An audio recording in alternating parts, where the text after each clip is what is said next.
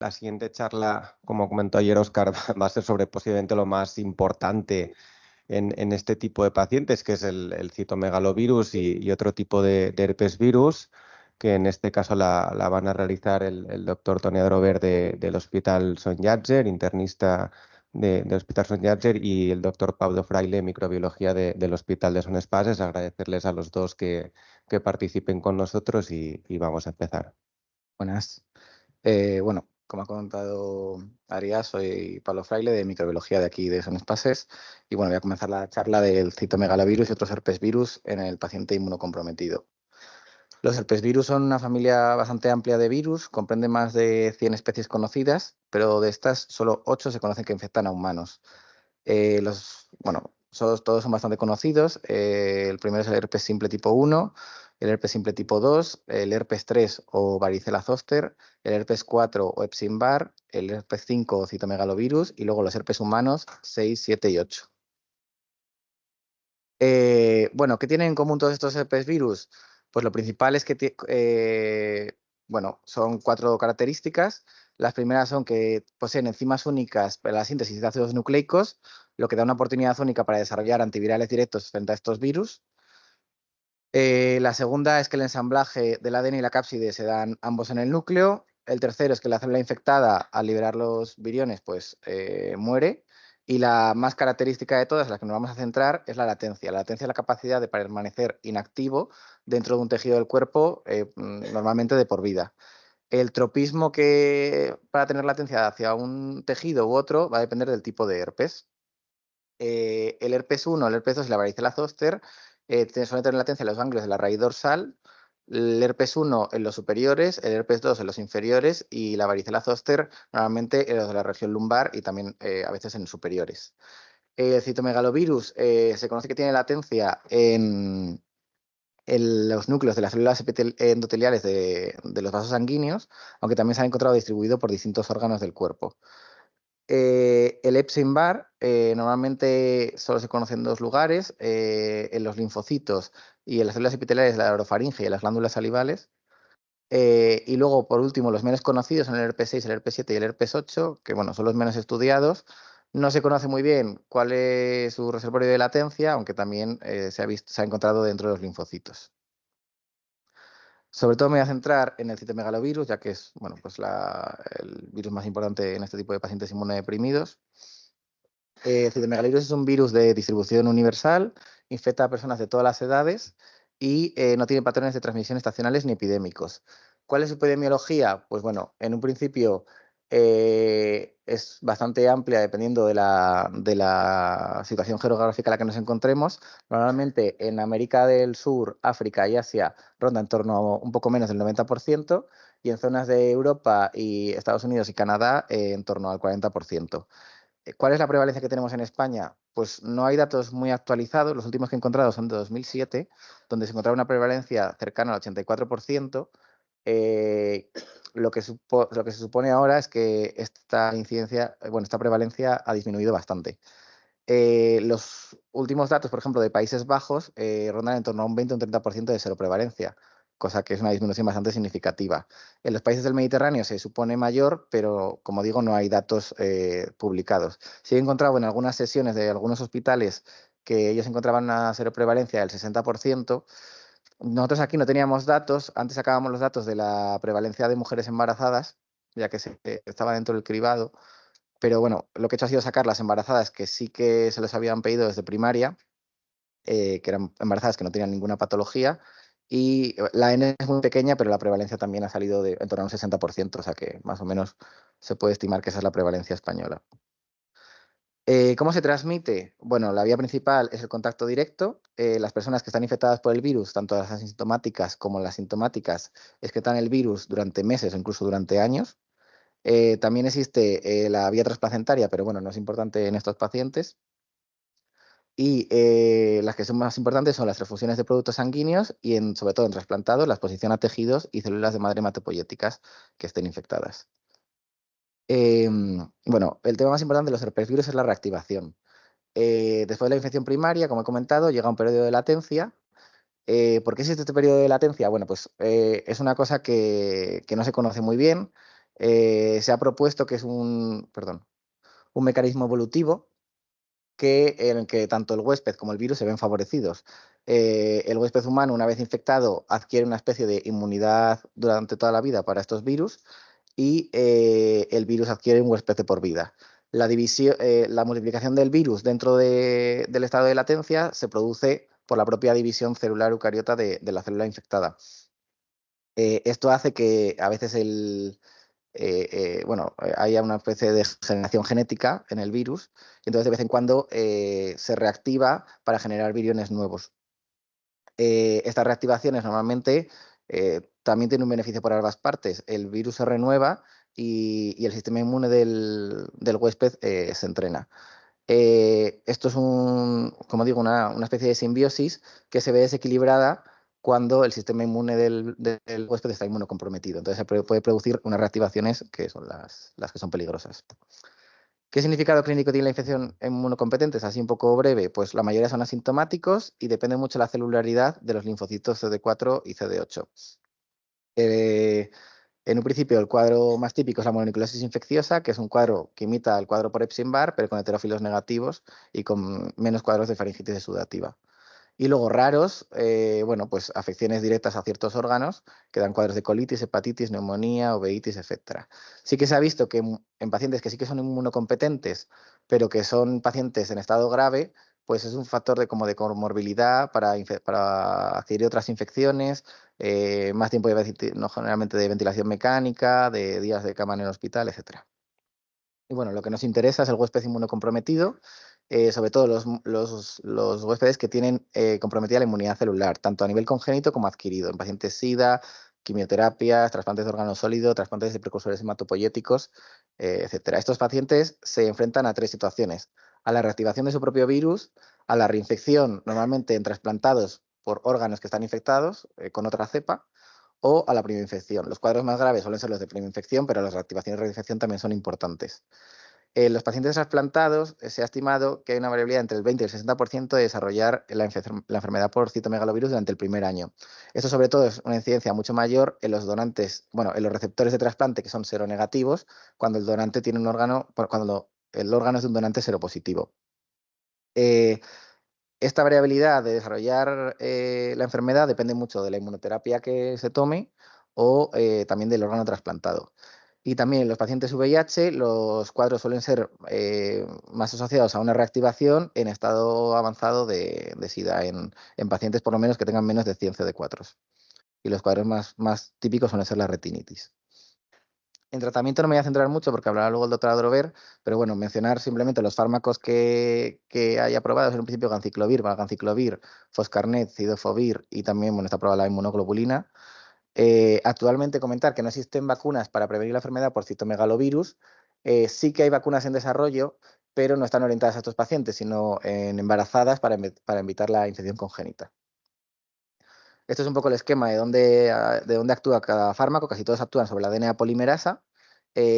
Como nota, algunos de estos fármacos tienen que activarse previamente por fosforilación de una quinasa. Y bueno, ayer ya se ha hablado de estos fármacos, pero el Letermovir, que es un fármaco que está pendiente de aprobación y que tiene bastantes menos efectos secundarios, y el Maribavir, que lo que inhibe es una quinasa. Bueno, ¿cuál es el problema de estos fármacos? No solo la toxicidad que tienen, sobre todo a nivel de médula ósea, sino que su uso son medicamentos que damos con terapias muy largas y repetidas en este tipo de pacientes, con lo que de vez en cuando se desarrollan resistencias antivirales.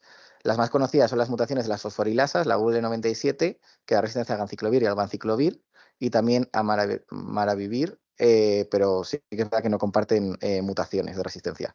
Y luego la mutación de la UL54, que es la polimerasa, que depende de la mutación, pues da resistencias a unos fármacos o a otros. ¿Cuándo se sospecha que hay que puede haber una resistencia en el citomegalovirus?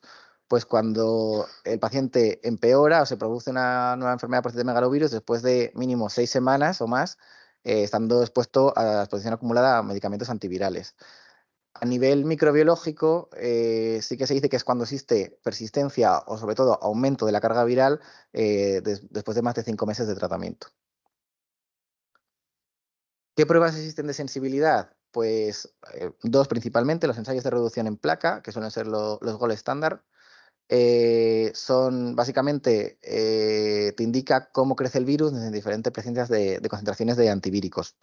Estos ensayos son bastante engorrosos, no se suelen, bueno, no están prácticamente en ningún laboratorio clínico, sino casi ninguno.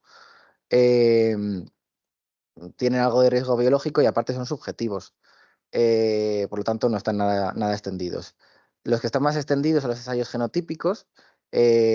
Básicamente se analiza el genoma de las poblaciones que provoca la infección por citomegalovirus y se busca si hay poblaciones que tengan mutaciones que den resistencia. ¿Cuál es el contra de estas técnicas? Pues que solo puedes encontrar mutaciones que ya sean conocidas. No está tan estudiado como para encontrar mutaciones nuevas en este caso. Eh, bueno, estos son ensayos que sí que están, puede estar en varios laboratorios clínicos, pero sí que es verdad que el ensayo de resistencia por citomegalovirus en realidad no está tan extendido. ¿Cómo detectamos el cito en el laboratorio? Pues tenemos 4 técnicas. La primera es el cultivo, que ya, bueno, ya no lo tenemos desde hace poco, y es uno que, bueno, es un método que está en desuso. La serología, que lo que lo usamos básicamente es para medir el riesgo de transmisión de citomegalovirus latente, normalmente de lo comentado, entre trasplantados, bueno, de donante a receptor, y aparte podría diagnosticarse una primera infección con una seroconversión de IgMs a IgGs o con una IgM y IgG de baja avidez. Los métodos que solemos usar más bien son los moleculares. Hay dos tipos, los cualitativos y los cuantitativos. Los cualitativos tienen un valor limitado de la enfermedad sintomática y no sirven para monitorizar el tratamiento. ¿Por qué? Porque, como he comentado, se producen de manera normal ciertas reactivaciones eh, del virus de manera natural que no siempre están relacionadas con la enfermedad. De hecho, por probabilidad, si hiciéramos aquí una PCR a todos los que están, algunos saldría positivo y no tiene nada, y bueno, no pasa nada, es una cosa totalmente natural. El molecular cuantitativo sí que es más usado para monitorizar bueno, la enfermedad sintomática y el tratamiento. El molecular cuantitativo tiene la característica que una sola carga no te da ninguna información, pero un aumento significativo en las cargas sí que está relacionado con un peor pronóstico. Si tú partes de una carga, solo tienes una carga suelta, por ejemplo, de 800 copias, pues eso no te da ningún tipo de información. Pero sin embargo, si la siguiente carga es cero, la siguiente carga son 20.000 copias, pues evidentemente el que va a 20.000 copias, por probabilidad, va a tener peor pronóstico. No, bueno, como comentaron ayer, no hay un límite de copias sobre el que se establezca que esa enfermedad por citomegalovirus va a desarrollarse. Eh, como comento, siempre es una diferencia entre cargas. Una cosa que está ahora bastante de moda y que es bastante controversial es la monitorización de la inmunidad de citomegalovirus a nivel celular. Al igual que hacemos con la tuberculosis, pues existen dos tipos de test, el ELISpot y el ELISA, que es el cuantiferón, en vez de TBC, pues CMV, que mira la liberación de interferón. Eh, bueno, la referencia que os he puesto ahí abajo es de un estudio de trasplantes de médula ósea en el que comparan la inmunidad celular con los resultados de estos dos test entre sí. Y la verdad es que encuentran bastantes diferencias entre los resultados que dan unos y otros. Esto es otro estudio realizado en el 12 de octubre con 120 receptores de trasplante renal con deflexión linfocitaria, en el que ellos establecen distintos puntos de corte a partir del punto de corte comercial, que es mayor de 0,2 unidades internacionales por mililitro, y hasta 7. Entonces, ellos ponen distintos puntos de corte y ven un abanico de sensibilidad, especificidad y valor predictivo positivo bastante amplio. Claro, estos tests te dan un resultado o positivo o negativo, entonces habría que establecer cuál es realmente el punto de corte que se quiere utilizar. Luego, esto es una corte de 163 pacientes de trasplante pulmonar en un ensayo en el que se usa el cuantiferón de CMV y a la vez se usa el serostatus del paciente. Y se ve que no hay muchas diferencias entre los pacientes que son IgG positivos y son positivos para inmunidad celular, con lo que este test, siendo bastante más caro y bastante más complicado, no nos aporta un valor predictivo positivo mucho mayor. Y luego, por último, son resultados en pacientes, en este caso en pacientes sanos, donde sí que hay discordancias entre las IgG positivas y la inmunidad celular. De hecho, o sea, hay pacientes que tienen IgG positivo, citomegalovirus positivo y un cuantiferón negativo en el 18,3% de los pacientes sanos, cuando son dos datos que en pacientes sanos deberían estar bastante correlacionados. Eh, bueno, para mí este es un ejemplo de un test que realmente se está usando en muchos hospitales para tomar decisiones clínicas y que tampoco está, bueno, muy estipulado qué es lo que hay que hacer, no hay guías clínicas claras, no hay puntos de corte. Entonces, bueno, sí que es verdad que se está usando en varios sitios, pero bueno, para mí es bastante controversial. Justo el lunes sale el nuevo documento del GESITRA de manejo de citomegalovirus en pacientes trasplantados, que bueno, se posicionarán sobre este tema. Esto de todas maneras, todos estos datos están sacados de una sesión del campus de la Sociedad Española de Microbiología de Enfermedades Infecciosas, o sea que imagino que irá más o menos por este camino. Y luego, por último, voy a hacer una revisión rápida del resto de herpes inmunocomprometidos en el tiempo que me queda. Eh, bueno, el herpes simple da infecciones más graves, progresivas y te debe tardar más tiempo para curarse, tanto el herpes 1 como el herpes 2. Y sí que puede dar cuadros de neumonitis, esfagitis, hepatitis, colitis, dependiendo del órgano al que infectan.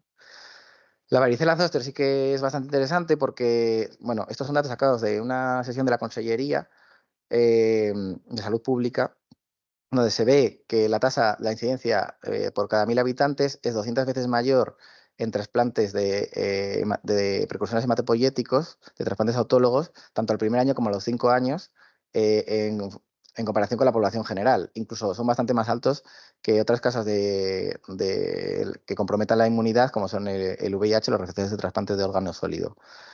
Como característica de la varicela zoster, que es la única reactivación por herpes virus que podemos prevenir. ¿Por qué? Bueno, pues porque existe una vacuna aprobada en 2018, que es la Shingrix, que es una vacuna acelular que bueno, contiene sobre todo glicoproteína E y un adyuvante, que es una de las glicoproteínas más inmunógenas. Se puede poner en todos los pacientes mayores de edad y tiene eficacia en pacientes sanos bastante alta. La eficacia en pacientes inmunocomprometidos es entre moderada y alta y depende también del tipo de grupo donde se evalúe. Lo más importante también es que tiene un buen perfil de seguridad en todos los grupos de pacientes. Bueno, esto lo contarán esta tarde en la vacunación del inmunodeprimido Juan de Preventiva y lo explicará mejor que yo. El virus de Epstein-Barr tiene la característica de que, bueno, no es tan importante el cuadro que da el virus por sí, sino su poder oncogénico cuando se reactiva. Esto puede generar los llamados trastornos linfoproliferativos, que básicamente son linfomas asociados a Epstein-Barr. Los que más riesgo tienen son los receptores seronegativos donantes seropositivo, igual que en el cito. Y luego, la duda está en cómo se monitoriza post-trasplante. No hay muchos datos sobre la monitorización de Epstein-Barr, tampoco, al igual que el cito, tampoco hay valores que te vayan a predecir que va a desarrollar un trastorno linfoproliferativo, ni que puedan predecir una recaída. Sí que es verdad que parece que ser que, pues igual que en el cito, que cuando se produce un aumento significativo de los logaritmos de la carga, pues igual puede predecir bueno, el desarrollo de un trastorno linfoproliferativo. Pero bueno, los estudios tampoco son muy claros.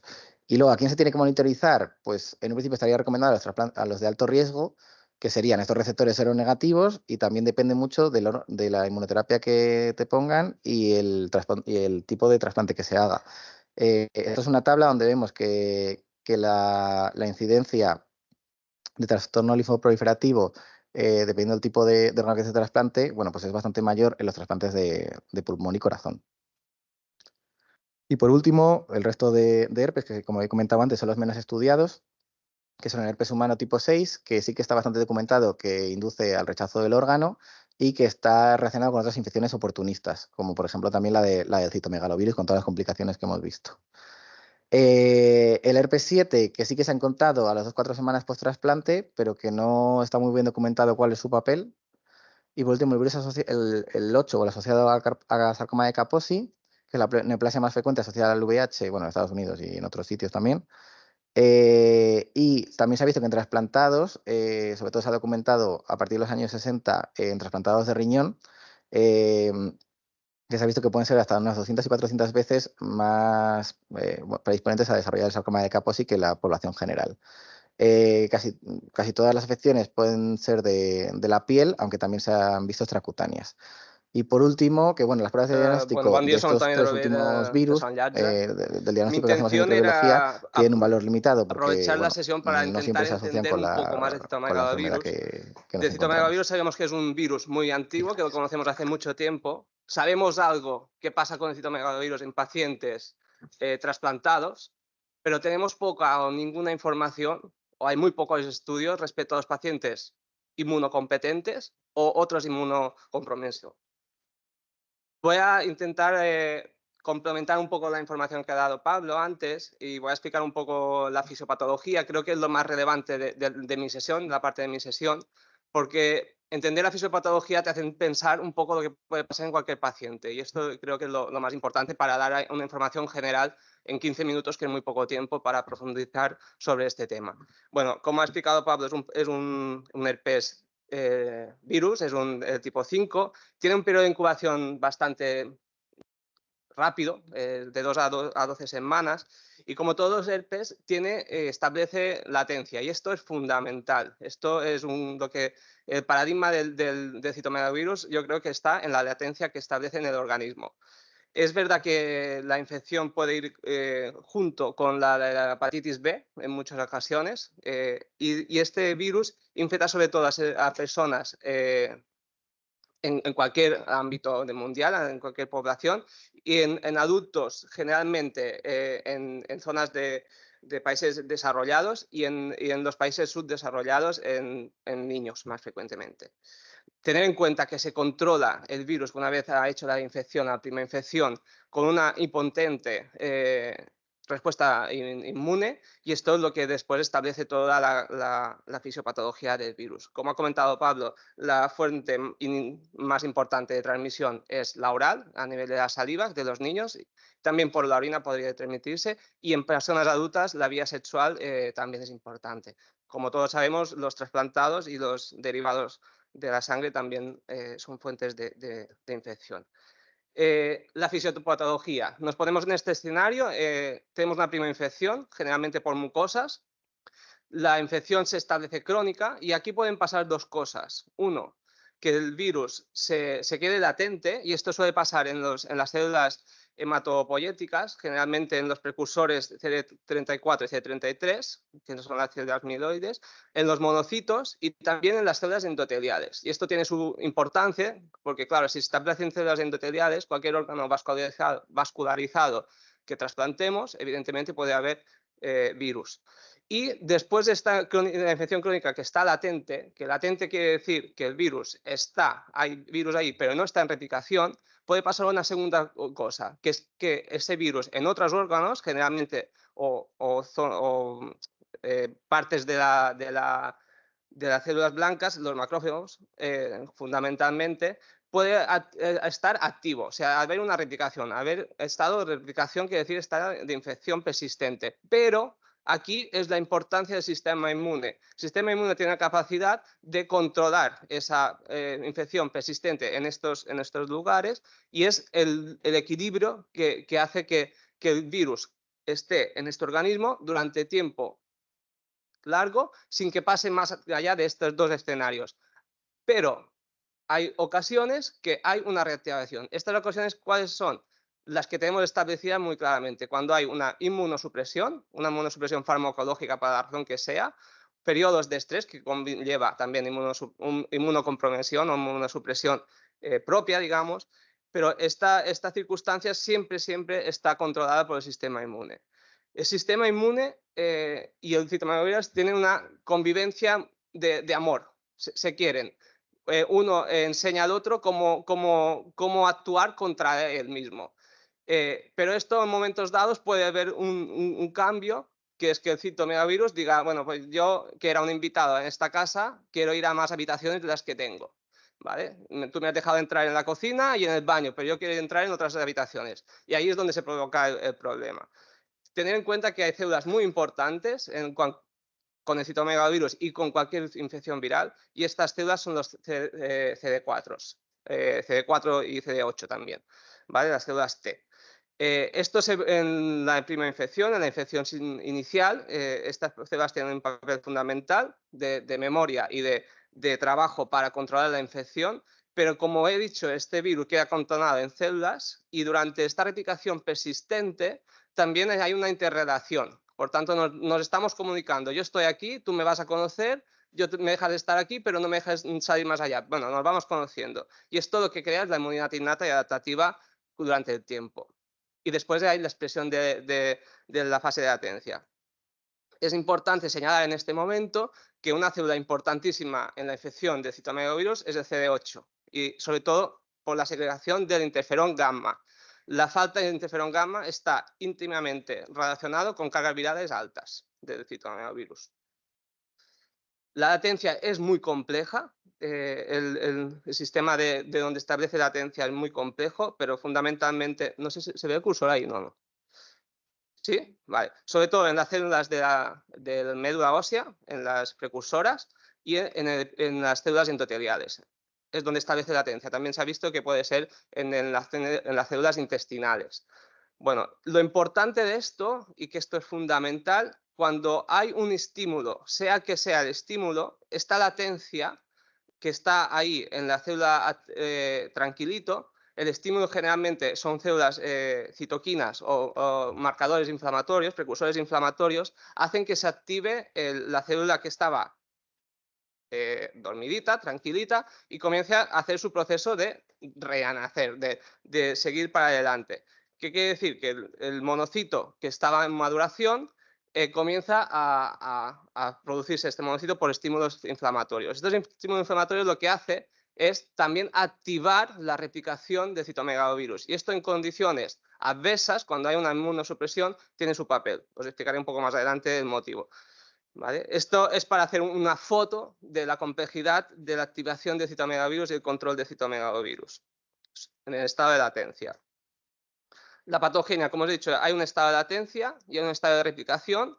La inflamación es un precursor de la activación de la infección por citomegalovirus, de la replicación de citomegalovirus. Esta replicación puede dar problemas a nivel de efectos directos, que son sobre todo el síndrome viral, que después explicaré un poquito. El síndrome viral, bueno, realmente el síndrome viral es una mononucleosis con un aumento de transaminasas, una leucopenia, una trombocitopenia, pero sin la afectación típica del cuadro mononucleósico, que es el dolor de garganta, la inflamación a nivel faríngeo y las adenopatías cervicales que no suelen estar presentes en el citomegalovirus. Después hay todo un cuadro de afectación de órgano final, que pueden ser efectos directos de la inflamación o de la replicación e infección del citomegalovirus. Pero lo relevante del asunto del citomegalovirus como un virus es todo lo que desconocemos más, que son los efectos indirectos de este citomegalovirus. Se ha visto y se ha estudiado y se tiene bien documentado, sobre todo en trasplantados, que el citomegalovirus tiene unos efectos indirectos. Por una parte, tiene capacidad de inmunoactivar el sistema inmune y esto puede dar problemas a la hora de rechazos de órganos, pero al mismo tiempo hay una capacidad de inmunosuprimir y eso tiene importancia con el riesgo de sobreinfecciones bacterianas o fúngicas.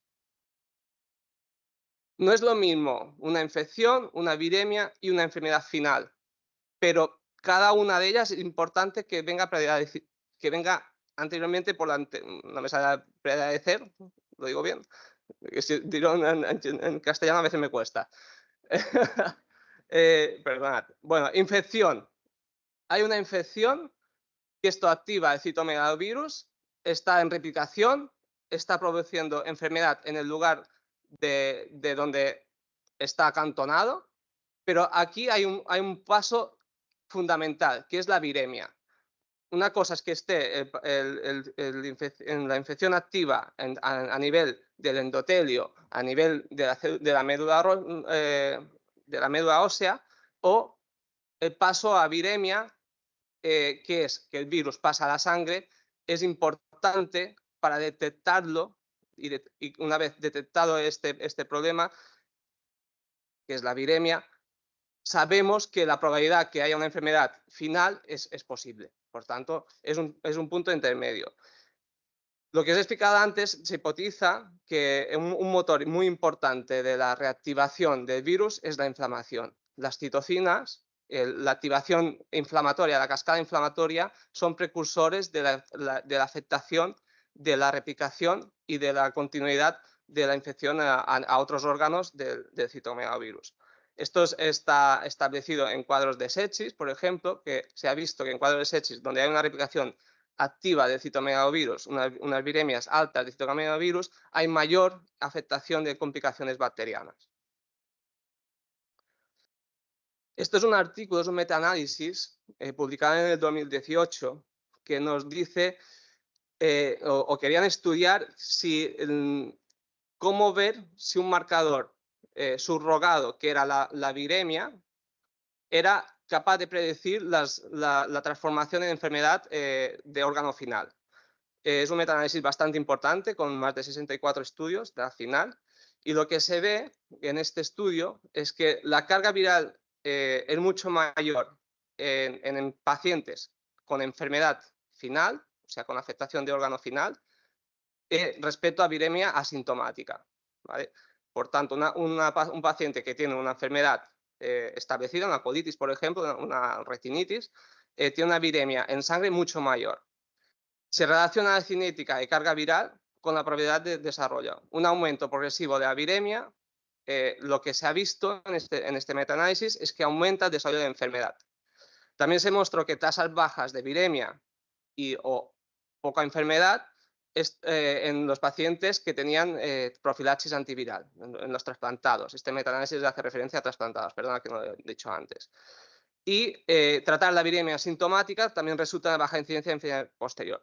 Bueno, estos ítems que aquí describen por sí solos no son suficientes para marcar y diciendo con fuerte significación que la viremia es un marcador subrogado de enfermedad posterior, de probabilidad de enfermedad posterior, pero sí que dicen en el estudio, en el metaanálisis, que juntando estos 4 ítems, estas cuatro conclusiones, se puede decir que sí. Después hay una cosa muy importante en este estudio y que hace referencia a todos los pacientes o todos los guías de manejo de pacientes con citomegalovirus, que el umbral de viremia no está claramente establecido. No tenemos un umbral de viremia que consideremos patológico en un paciente u otro. El estado de infección, cualquier momento de infección por el virus nos puede dar problemas fundamentalmente en pacientes que conocemos. Estos pacientes que conocemos son los pacientes trasplantados, sobre todo al inicio del post-trasplante, o sea, los primeros días, meses de trasplante. En los pacientes tratados con médula ósea, con factores hematopoyéticos, sobre todo está relacionado con el aumento de los CD4 y CD8. Esto tiene relación con el cuadro de aumento de la infección.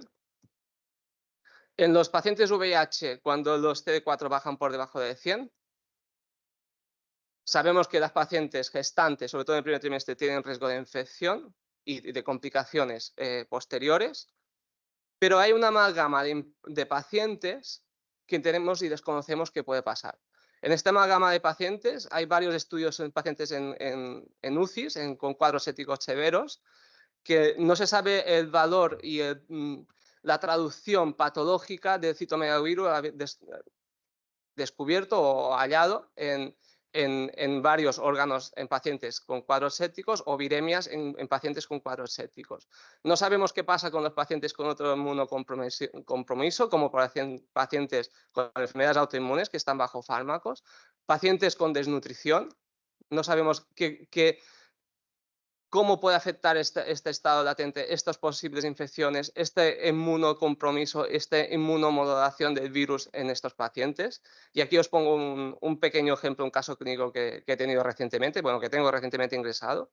Es una paciente con un VIH, con muy buen control y muy buena adherencia al tratamiento, con los CD4 superiores a 700, diagnosticada una neoplasia de mama. En este transcurso hace una caquecha importante por quimioterapia y por estado desnutricional.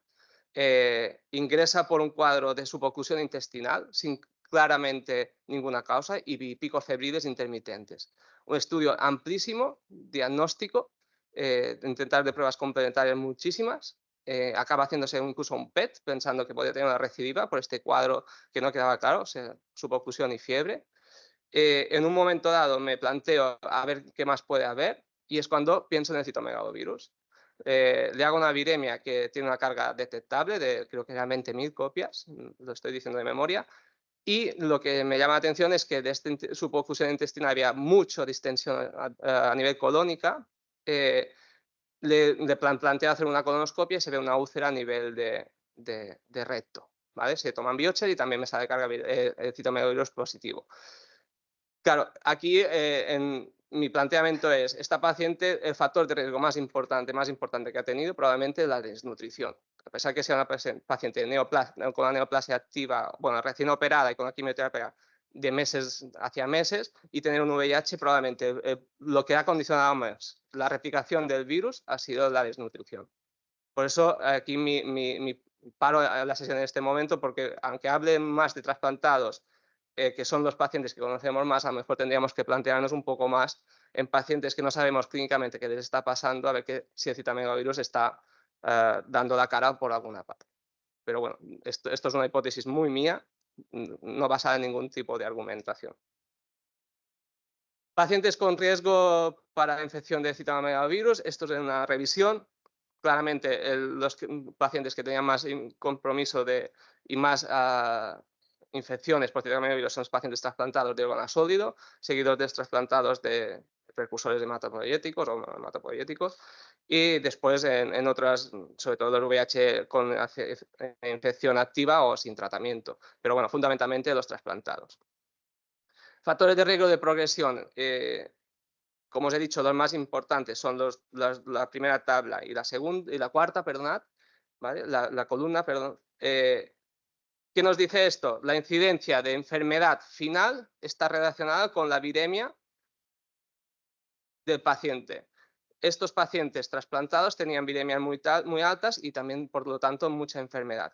Son fundamentalmente los pacientes donantes positivos contra receptores negativos, seronegativos de los pacientes trasplantados de órgano sólido y en cualquier escenario de receptores positivos de trasplantados hematopoieticos. Esto implica la reactivación, que muchas veces se dice reactivación y a veces puede ocurrir que sea reinfección, ¿vale? Esto es muy difícil si no haces un serotipado del virus, saber si realmente es una reactivación o una reactivación. Después están por detrás los VIH con seropositivos al citomegalovirus, pero bueno, para hacer la importancia realmente radica en los trasplantados con donante positivo. Y ahí están los esfuerzos de tratamiento y profilaxis. Respecto a citomegalovirus en trasplantados de órgano sólido, hay muchas guías, pero están muy desactualizadas. Son del 2018, bueno, muy desactualizadas, relativamente desactualizadas. Del 2018, casi todas, del 18, 17 por ahí andan.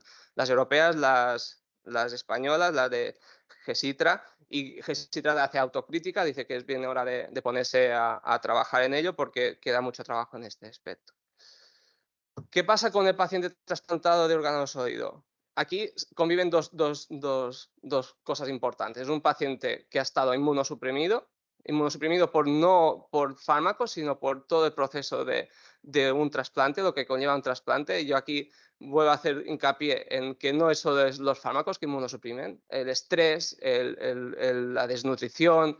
Estos pacientes están sometidos no solamente a tratamientos médicos, sino todo lo que conlleva un trasplante es una circunstancia que probablemente influye mucho en la patogenia posterior del virus si se presenta. Desde el trasplante hay una desactivación de los mecanismos inmunológicos y la falta de control y reconocimiento, por tanto, de citomegalovirus en ese paciente. ¿Qué es lo que se ha visto? Que en el trasplantado de órgano sólido, que los trasplantes de órgano sólido con más riesgo de infección, sobre todo, son páncreas, intestino y pulmón. ¿Por qué? Porque son órganos con mucha vascularización y mucho tejido linfático. Esta es la razón por qué tienen más riesgo de infección.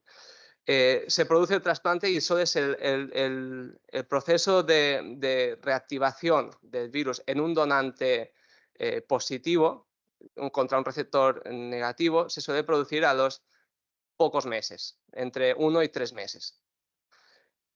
Normalmente hay varias etapas. Como os he dicho, la viremia es fundamental. Monitorizar la viremia tiene su sentido porque desde la primoinfección, desde la reactivación hasta la enfermedad final, que es lo que interesa parar a toda costa, o rechazo de injerto, hay una viremia por ahí en medio. Y la viremia es algo que nos condiciona y lo que tenemos que controlar.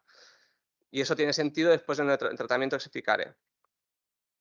Los efectos, no sé cómo voy de tiempo porque no tengo reloj, Pablo. Gracias.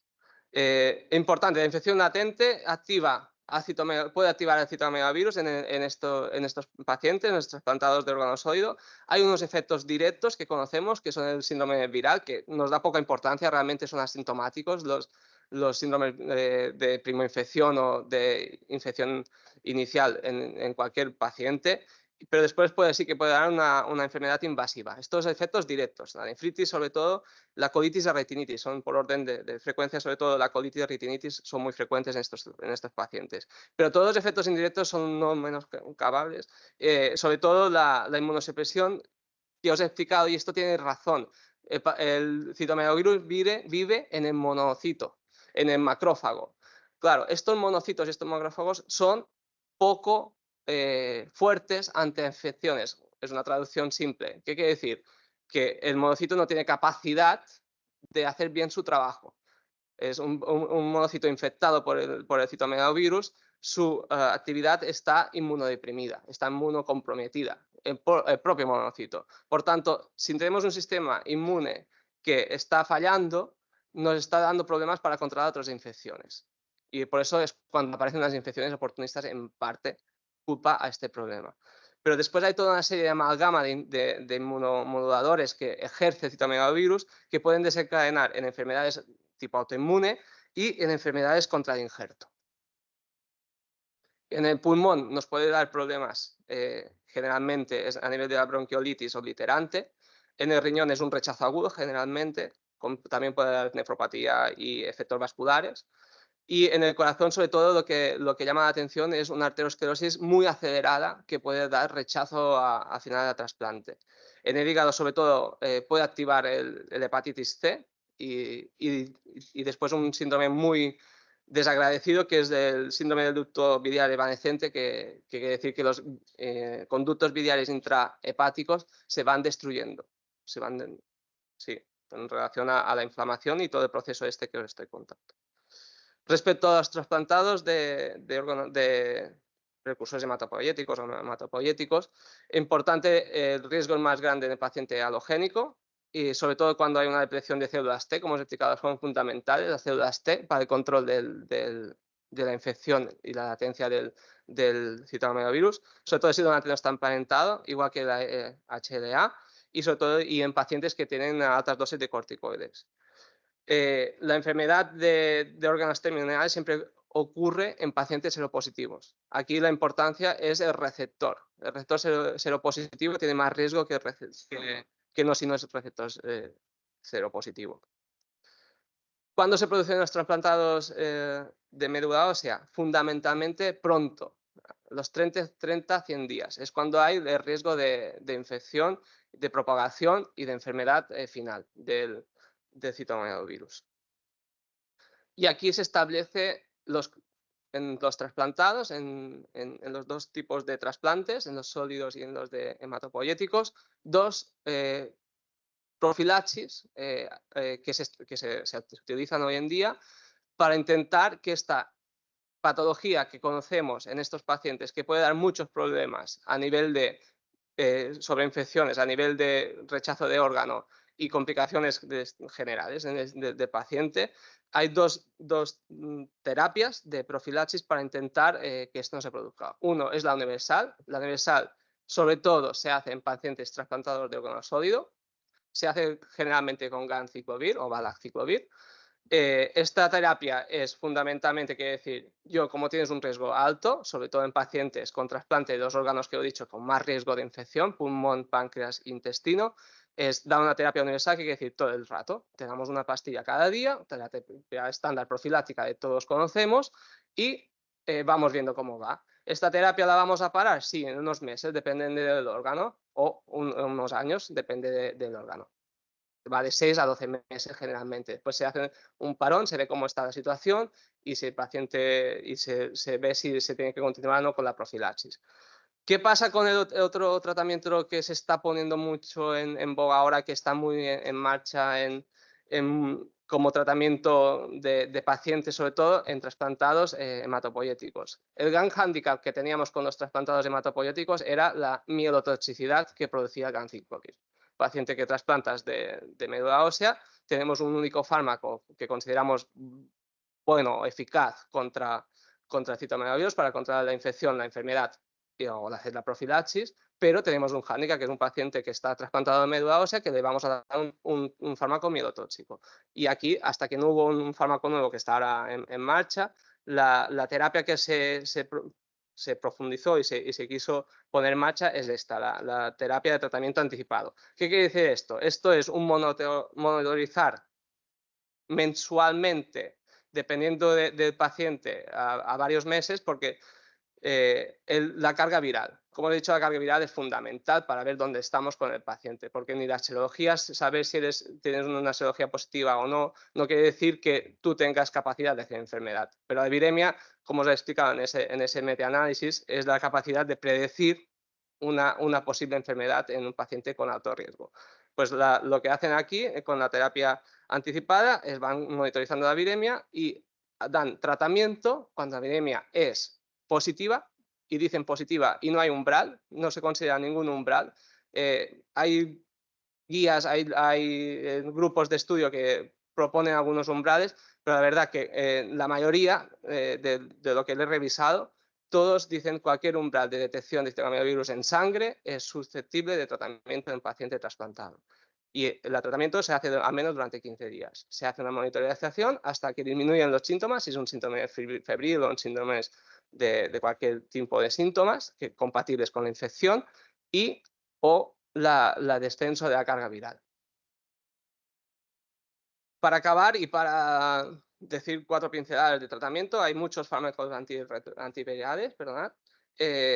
Para el citomegalovirus, los más estandarizados son el ganciclovir y su análogo en forma oral. Y ahora están en marcha, que yo desconocía si estaba aprobado, pero creo que no está aprobado en España, el de Termovir, que es este que se tiene mucha esperanza en él, porque es un fármaco con incapacidad que no tiene los efectos adversos como el ganciclovir, que sería la mielotoxicidad. Y se utiliza sobre todo para la profilaxis en pacientes trasplantados hematopoyéticos.